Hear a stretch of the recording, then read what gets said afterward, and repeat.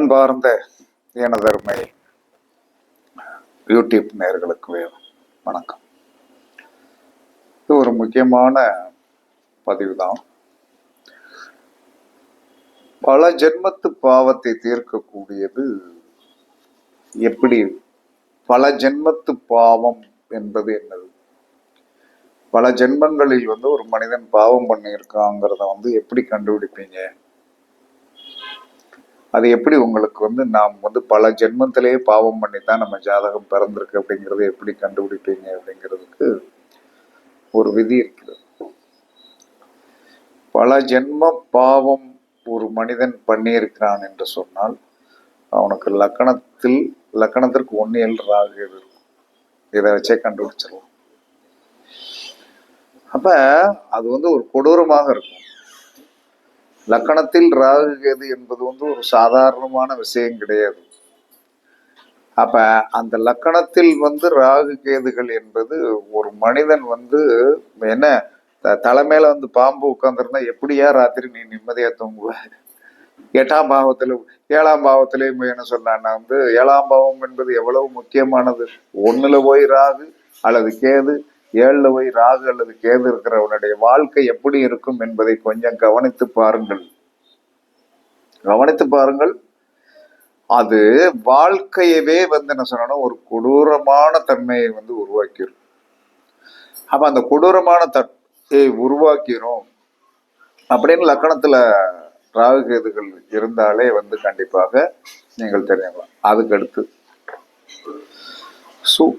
சூரியனோடு ராகு, சந்திரனோடு ராகு, சூரியனோடு கேது, சந்திரனோடு கேது, இதுதான் இருக்கிறதுலே கொடுமை. எனக்கு தெரிந்து சந்திரனோடு கேது அந்த ஜாதத்தை பாக்குறேன். கணவர் இளம் வயதில் விஷம் குடித்து மரணம், தகப்பனார் தன் கண் முன்னாலேயே கழுத்தை அப்படியே துண்டு 2 பேர் காலை பிடிச்சிட்டான், 2 பேர் தலையை பிடிச்சிட்டான், ஒருத்தன் கழுத்தா இருக்கான். இதை கண்ணு முன்னால இந்த குழந்தை பார்க்கும். ஒரு பெண். அப்ப எப்படி இருக்கும் பாருங்க, எவ்வளவு கொடூரம். அதுக்கு சந்திரனோடு கேது. அப்ப லக்கணத்தில் ராகு, அதாவது 1 ராகு, சூரியனோடு ராகு, சந்திரனோடு ராகு, சூரியனோடு கேது, சந்திரனோடு கேது தான் கொடூரமானது. கொடூரம்னா சாதாரணமான கொடூரமா கிடையாது. இந்த கொடூரங்கள் ஏன் இப்படி பிறக்குது அப்படின்னா அது விதியோடைய அது அந்த காலத்துடைய தன்மைகள் லக்கணம் தான். அதனாலதான் என்ன சொல்றேன்னா, இப்ப சிசரியன் எடுக்கும்போது கூட என்ன சொன்னா உண்மையாகவே என்ன சொன்னா சூரியனுக்கு 1, 4, 7, 10 வச்சு லக்கணத்தை எடுத்து கொடுத்தீங்கன்னா சில இடங்கள்ல இன்னும் கரெக்டா செஞ்சு கொடுக்குறாங்க. சில இடங்களில் டாக்டர்ஸ் கொஞ்சம் ஆமா என்னத்தை அப்படின்னு சொல்லிட்டு அந்த டைம் அது அதுவும் நம்மளுடைய கால சூழ்நிலை தான். அப்ப இப்படி எல்லாம் இந்த ஒரு கிரக நிலைக்கு தான் பல ஜென்மத்து பாவம் அப்படிங்கிறது. இந்த ராகு கேதுகள் லக்கணம் 7 சூரியன் சந்திரனோடு சேர்ந்து இருக்கின்ற ஒரு அமைப்பு தான் பல ஜென்மத்து பாவம். அதற்கு அடுத்து 2 ராகு. இந்த 2 ராகு என்பது கொஞ்சம் என்ன சொன்னா கொஞ்சம் என்ன சொல்லலாம்னா ரிலாக்ஸேஷன் ஆகலாம். கொஞ்சம் ஏன்னா 2ஆம் இடத்துல 8ஆம் இடத்துல தானே இருக்குது.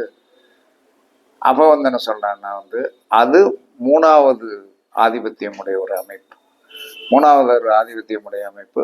அந்த 3வது ஆதிபத்தியமுடைய அமைப்பு அப்படின்னு சொல்லி வரும்போது இதுதான் பல ஜென்மத்திற்கு பாவம் முன்னோர்கள் தொடர்ச்சியாக வழியாக என்ன சொன்னா ஒரு செயலை செய்து கொண்டே வந்திருக்கிறார்கள் என்பது எனக்கு தெரிந்த ஒரு உண்மை. எனக்கு தெரிந்த இந்த ஒரு அனுபவத்தில் வச்சு சொல்றேன். இதை யாரும் நீங்க தவறாகவும் நினைக்க வேண்டாம். உங்களுக்கு அப்படி இருந்தா நீங்க வருத்தம் பட வேண்டாம். அதுக்கு ஒரு தீர்வு சொல்ல போறேன். அப்ப இதற்கு என்ன தீர்வு அப்படின்னு சொல்லி வரும்போது முதலில் என்ன சொன்னா நீங்கள் அசைவம் சாப்பிடுவதை நிறுத்திரு. இது பெரிய கொடூரமான விஷயம்தான். சொல்ற உங்களுக்கு எனக்கு வந்து என்ன சொன்னீங்க, என்ன நினைப்பீங்க, இவர் சாப்பிடலைங்கிறதுக்காக மற்றவங்களெல்லாம் சாப்பிடக்கூடாதுன்னு சொல்றாரு அப்படின்னு நினைக்க வேண்டாம். கர்மா போகணும், அடுத்த சந்ததி நல்லா இருக்கணும் அப்படின்னா நீங்கள் அசைவம் சாப்பிடக்கூடாது. அசைவம் என்பது என்ன சொன்னா, மீன், முட்டை, கருவாடு, அனைத்து விதமான எதுவுமே சாப்பிடக்கூடாது. அப்படி சாப்பிடாமல் இருந்து சைவ உணவுகளை வந்து சாப்பிடணும். சைவ உணவு தான். சைவ உணவு நல்லா சாப்பிடுங்க, நிறைய சாப்பிடுங்க. கண்டிப்பாக இதுல 50% வந்து என்ன சொன்னா கண்டிப்பாக குறையும்.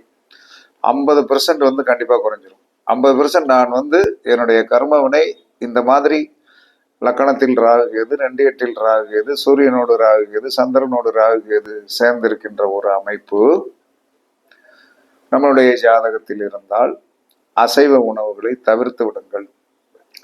அசைவ உணவுகளை தவிர்த்து விட்டு என்ன செய்யணும்னா, பாவங்களில் வந்து என்ன சொல்லலாம்னா வந்து தீர்க்கக்கூடிய இது வந்து சக்தி என்ன சொல்றான்னா மீனுக்கு உண்டு.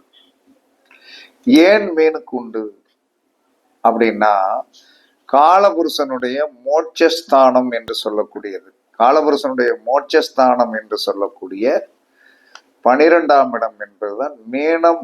அதாவது வந்து மீனுக்கு வந்து ஒரு கட்டத்தை கொடுத்துருக்கான் பாருங்க. மேசம்னு ஒரு கட்டத்தை கொடுத்தான், ஆட்டின் தலை, ரிஷபம்னு கொடுத்தான், மிதுனம்னு கொடுத்தான், கடகன்னு கொடுத்தான், சிம்மம்னு கொடுத்தான். அப்ப எதுல ஏதாவது என்ன மனுஷன் பேரை கொடுத்துருக்கானா? மனுஷன் பேரை 12 கட்டத்தில் கொடுத்துருக்கானா? கொடுக்கல. அப்ப எல்லாமே வந்து என்ன சொல்றான்னா வந்து இந்த மிருகங்கள் மேசம், ரிஷபம், மிதுனம், மிதுனத்திற்கு மட்டும் என்ன சொல்றான்னா இரட்டையர், ட்வின்ஸ். கடகம் அதுக்கு வந்து நண்டு, சிம்மத்திற்கு வந்து சிங்கம், கன்னிக்கு வந்து என்ன சொல்லலாம்னா வந்து அது கொஞ்சம் வந்து என்ன சொன்னா கொஞ்சம் பரவாயில்ல, மற்ற ராசிகளை விட இந்த ராசிக்கு வந்து எம்பளம் பரவாயில்ல. துலாத்துக்கு வந்து தராசு கொடுத்தான், விருச்சிகத்துக்கு வந்து தேலை கொடுத்தான், தனுசுக்கு வந்து வில்லை கொடுத்தான், மகரத்திற்கு வந்து என்ன சொல்லலாம்னா வந்து முதலையவும் மானையும் கொடுத்தான், கும்பத்துக்கு வந்து குடத்தை கொடுத்துட்டான். ஆனால் மீனம் அப்படிங்கிறது அற்புதமான ராசி. அதுல இருக்கிற ரகசியங்கள் யாருக்கும் தெரியாது. தெரிந்தீர்கள் என்று சொன்னால் அதுக்கு பேச வேண்டிய ஒரு காலம் வரும். அந்த காலம் வரும்போது தெரிந்து கொள்ளுங்க. மீன லக்கணத்தில் போய் பிறந்தவர்கள், மீன ராசியில் போய் பிறந்தவர்கள் ஜொலிக்கின்ற அளவுக்கு பெரிய யோகம் இருக்குது. அதை வந்து என்ன சொன்னா நம்ம வந்து பரிச்சித்து பார்ப்பது, அதாவது அந்த காலம் வரணும். ஒவ்வொன்னே பேசுவதற்கு ஒரு காலம் வரணும். அப்ப இந்த மீன ராசியில் போய் வந்து என்ன சொல்றான்னா வந்து உச்சமாகிற கிரகம் வந்து யாருன்னா சுக்கிரன் உச்சமாகிறார், புதன் நேசமாகிறார். அறிவுக்கு காரகன் வந்து நேசமாகி அனுபவித்தலுக்கு காரணமாகி சுக்கிரன் வந்து என்ன சொன்னா ஜாம்னு அனுபவிக்கார் அங்கிருந்து. அப்ப எந்த ஒரு மனிதன் ஏன் கோவிலில் இருக்கின்ற குளங்கள்ல போய் வந்து ஏன் மீனுக்கு பொறி போட்டாங்க இப்ப புரியுதா? அப்ப மீனுக்கு பொறி போட போட போட போட போட போட போட ஏன்னா மீன் தன்னுடைய இனத்தை வந்து தன் குஞ்சையே தான் சாப்பிடும், தன்னுடைய குஞ்சையே தான் சாப்பிடும். அப்ப இந்த மீனுக்கு பொறி போட போட போட போட போட போட ஒரு சின்ன மீன் தொட்டியில வந்து என்ன சொன்னா பாவங்கள் வந்து குறைவதற்கு சின்ன மீன் தொட்டியில நீங்கள் வந்து என்ன சொல்லனா மீனை போட்டு வளர்த்துக்கிட்டே வாங்க. உங்களுக்கு தெரியாது, நாங்கள் தோட்டம் வாங்கி 5 வருஷம் ஆகுது. இந்த 5 வருஷத்துல வீட்டுல அங்க தோட்டத்துல வந்து வீட்டுல வந்து ஒரு மீன் தொட்டி இருக்குது. நமக்கு எப்பெல்லாம் இடர்பாடான காலம் வருகிறதோ காலையில நம்ம தோட்டத்துக்கு போகும்போது அதுக்கு உண்டான ஒரு இறை இருக்கிறது, அதுக்கு போடும்போது அது வேகமாக வந்து சாப்பிடும். ஆள் வருது, கதை திறந்தோன்னு அந்த வேகமாக வந்து சாப்பிடும், வந்துடும் மேலே அப்படியே தாவி வரும். ஆனால் நாம் வளர்த்த அத்தனை மீன்களுமே நம்மளுடைய கர்ம வினைகளை போக்குவதற்காக ஒவ்வொன்னா சாகும். இப்போ ஒண்ணு மட்டும் இருக்குது. வேலைக்காரன் சொல்லி எப்ப என்ன 2 மீன் எக்ஸ்ட்ரா வாங்கி போடு. ஏன்னா இதுக்கு நம்ம உணவு கொடுக்க கொடுக்க கொடுக்க கொடுக்க நம்மளுடைய பாவங்களை வந்து அது அந்த உணவாக சாப்பிட்டு, நான் மீனுக்கு பொறி போட சொல்றேன், இருந்தாலும் அந்த தொட்டியில் இருக்கிறதுக்கு உண்டான ஒரு இறை வச்சிருக்காங்க.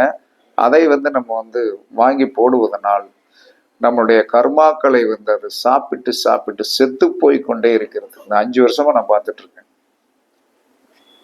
அப்ப நம்ம வீட்டுல வளர்க்குற மீன் சாகும்போது அது எதற்காக சாகிறது? நம்மளுடைய கர்மாவை வந்து அது சாப்பிட்டு, உணவாக சாப்பிட்டு, அதை ஆட்டோமேட்டிக்கா வந்து என்ன சொன்னோம்னா, ஒரு குறிப்பிட்ட காலமுறை எல்லாரும் சொல்லுவாங்க, இல்லை சார் தொட்டியில் வளர்க்குற மீன் வந்து சாகத்தான் செய்யும் அப்படின்னு. நான் போட்ட கணக்கு வேற. அந்த கணக்கு வந்து என்ன சொன்னா, நம்முடைய பாவங்கள் அது சாப்பிட்டு டெத் ஆகுது. சாப்பிட்டு நல்லா இருக்கும். திடீர்னு வந்து என்ன சொன்ன, அந்த கர்மா அந்த டயத்தை நான் எந்தெந்த மாதங்களில் வந்து நமக்கு வந்து பிரச்சனைகள் வரும், எந்தெந்த மாதங்கள் வந்து நமக்கு துன்பத்தை கொடுக்கும் அப்படின்னு சொல்லி பார்க்கும்போது அந்த மாதங்களில் கரெக்டா ஒன்று செத்து போயிடும். அப்புறம் என் கையில தான் தூக்கி எடுத்து போடுவேன். அப்ப எந்த ஒரு மனிதனுடைய கர்மா என்பது ராகு கேது லக்கணத்தில் இருந்தாலும் 2-8 இருந்தாலும் சூரியனோடும் சந்திரனோடும் ராகு கேதுகள் சேர்ந்தாலும் நீங்கள் பல ஜென்மத்து பாவம் தொடர்ந்து வருகிறது என்று அர்த்தம். அந்த பல ஜென்மத்து பாவம் தொடர்ந்து வருவதை தீர்ப்பதற்குண்டான ரகசியம் என்பது மீனுக்கு பொறி போடுவது. நார்மலா வந்து நீங்க குளங்கலம் உங்க ஊர்ல இருந்தது, கிணறு இருந்ததுன்னா நீங்க தாராளமா போடலாம். வீட்டுல ஒரு சின்ன தொட்டியை வந்து வாங்கி வச்சு ஒரு 4 மீன், அதுக்கு மேல வேண்டாம். ஏன்னா 4 மீனுக்கு தான் அந்த எனர்ஜி கிடைக்கும். அப்படியே போட்டு வளர்த்துட்டு வாங்க, ஒவ்வொன்றா சாகும். அப்பயே நீங்க தெரிஞ்சுக்கிடலாம் உங்களுடைய கர்மங்கள் வந்து குறைகிறது என்பதை தெரிந்து கொள்ளலாம். இதை பரிசித்து பாருங்கள். இது உண்மையிலும் உண்மை. நடைமுறைப்படுத்தி பார்க்கும்போது அது அப்படியே அப்பட்டமா வேலை செய்யும் என்று கூறி,